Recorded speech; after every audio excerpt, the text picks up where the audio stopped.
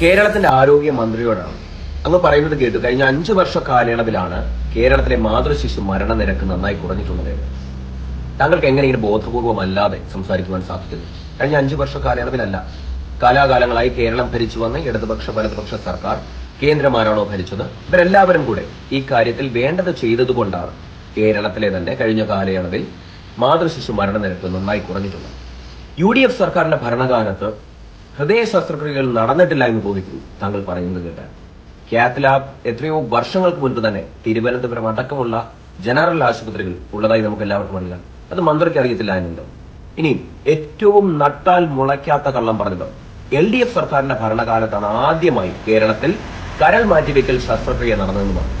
2016 March 23-ന് Oommen Chandy പദ്ധതി പ്രകാരമുള്ള 676 mission പ്രകാരമാണ് കേരളത്തിൽ ഒരു മനുഷ്യന്റെ ആദ്യമായി കരൾ ശസ്ത്രക്രിയ നടന്നത്, മാറ്റിവെക്കൽ ശസ്ത്രക്രിയ നടന്നത്. അത് വിജയമായി. പക്ഷേ ഏകദേശം ഒരാഴ്ചയ്ക്ക് ശേഷം ആ രോഗി അണുബാധ വന്ന് മരിച്ചുപോയി എന്നുള്ളത് വസ്തുതാപരമായ സത്യമാണ്. പക്ഷേ it was A successful operation. ഒരു വിജയകരമായിട്ടുള്ള ദൗത്യമായി കേരളത്തിൽ ആദ്യമായ കരൾ മാറ്റിവെക്കൽ ശസ്ത്രക്രിയ നടത്തിയത് 2016 മാർച്ച് 23. അത് ഉമ്മൻചാണ്ടി സർക്കാരിന്റെ ഭരണകാലം.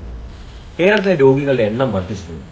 സ്വാഭാവികമായും സൗജന്യ ചികിത്സ തേടുന്നവരുടെ എണ്ണത്തിലും വർധനമുണ്ടായിട്ടുണ്ട്.